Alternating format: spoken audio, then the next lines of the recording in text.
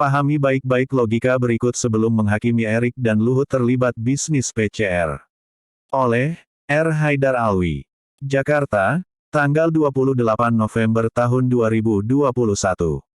Presiden Joko Widodo, Jokowi, melalui Peraturan Presiden Nomor 69 Tahun 2021 menetapkan Lido sebagai Kawasan Ekonomi Khusus (KEK).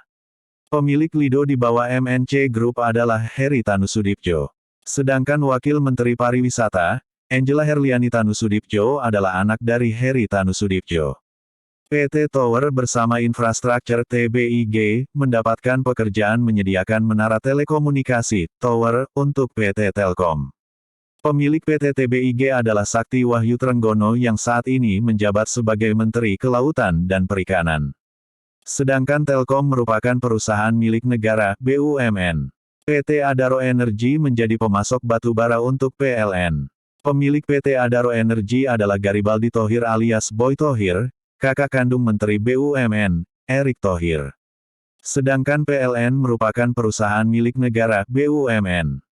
Metro TV menerima pendapatan dari hasil kerjasama iklan dengan Kementerian Komunikasi dan Informatika Kemenkominfo.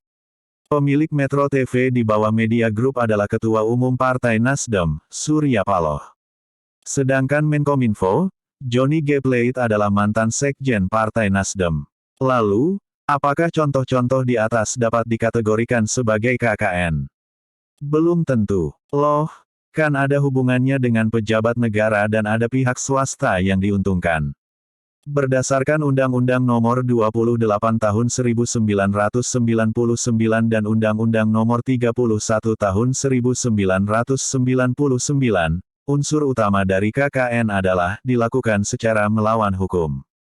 Jadi, apabila aktivitas atau peristiwa tersebut dilakukan secara legal sesuai dengan peraturan perundang-undangan yang berlaku, tidak bisa dikategorikan sebagai KKN.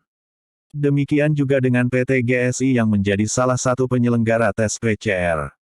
Meskipun disebut-sebut ada hubungannya dengan Menteri BUMN Erick Thohir dan Menteri Koordinator Bidang Kemaritiman dan Investasi, Luhut Binsar Panjaitan, bukan berarti mereka melakukan perbuatan melawan hukum atau KKN seperti yang dilaporkan ke Polda Metro Jaya oleh Ketua Majelis Jaringan Aktivis Pro-Demokrasi Prodem Iwan Sumule. Laporan tersebut adalah hal biasa karena setiap orang memang berhak melaporkannya. Tapi jangan lupa, sekali lagi, peristiwa yang dilaporkan itu belum tentu perbuatan pidana sehingga perlu dilakukan penyelidikan dan penyidikan untuk membuktikan kebenarannya. Jika dalam prosesnya tidak ditemukan unsur pidana, maka polisi akan menghentikan kasusnya. Tidak ada undang-undang yang melarang pejabat negara memiliki saham di sebuah perusahaan. Pun tidak ada aturan yang mengharamkan keluarga pejabat negara untuk berbisnis.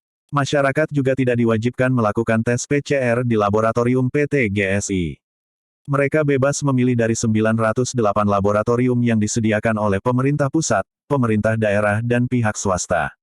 Lagi pula penentuan harga tes PCR bukan ditetapkan oleh Erik dan Luhut saja, melainkan melibatkan Presiden, sejumlah menteri, swasta serta Badan Pengawas Keuangan dan Pembangunan (BPKP). Komponen penyusun harga ini tidak sesederhana yang kita pikirkan. Memangnya membangun laboratorium tidak perlu modal. Mulai dari bangunan, mesin seharga ratusan juta bahkan miliaran rupiah, APD lengkap, tes kits, gaji petugas dan lain-lain. Oleh karena itu, masyarakat diharapkan untuk tidak tergesa-gesa menghakimi Erik dan Luhut seolah-olah keduanya benar-benar melakukan tindak pidana KKN. Apalagi jika ditelusuri aktornya adalah orang-orang yang kontra terhadap pemerintah, yang selalu menilai dari kacamata negatif. Termasuk tuduhan, bermain tambang, yang dialamatkan kepada Luhut sebelum isu bisnis PCR mencuat. Pengaduan yang dibuat ke PBB mengindikasikan bahwa mereka didera ketakutan karena data yang mereka miliki sangat lemah. Apapun modusnya, tujuannya hanya satu, yaitu mendiskreditkan pemerintah. Terlebih, Erik dan Luhut merupakan ujung tombak dalam penanganan pandemi COVID-19 dan pemulihan ekonomi. Ingat, serangan selalu menyasar pejuang yang berada di garis depan. Salam waras, salam toleransi, merdeka.